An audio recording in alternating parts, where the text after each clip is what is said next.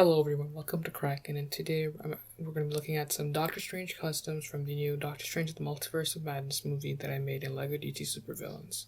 This video does contain spoilers for the movie, so if you yet to see it, I'd recommend clicking off right now, coming back to it later. And yeah, so we're going to be starting. That's your spoiler warning, and now watch at your own risk. As you can see, the first custom we have is Doctor Strange, like in his standard attire right here from the movie. I gave him some black hair with like a little bit of like white parts, and I gave him like this. I gave him I think it's called the OC operative chest piece or something, and I gave him like this nice glow on the hands, which represents like his powers as a sorcerer. And he has the cape from like his cape that he has, and yeah, I think it turned out pretty well. The next custom we have is Defender Strange, who was at the beginning of the movie. He was the Doctor Strange that dies, and yeah.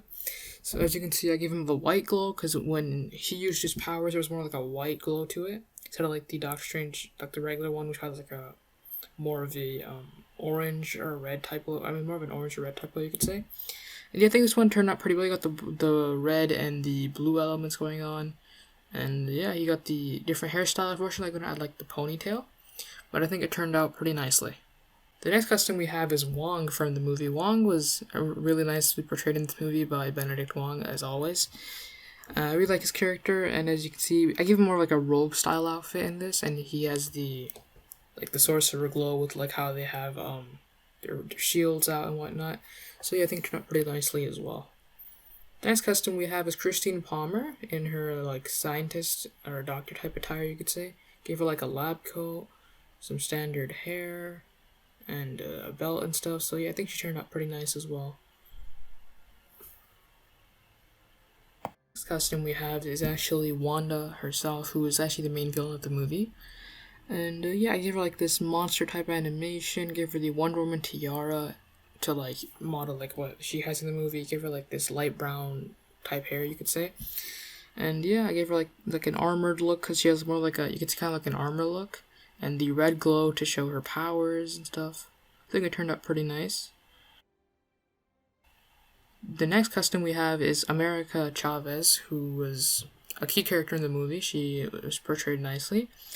And I gave her a white glow on her hands because when she at the end of the movie, when she punches and stuff, she kind of has like that white glow. And I gave her like a casual jacket which she wears, which I think this custom turned out pretty nicely as well.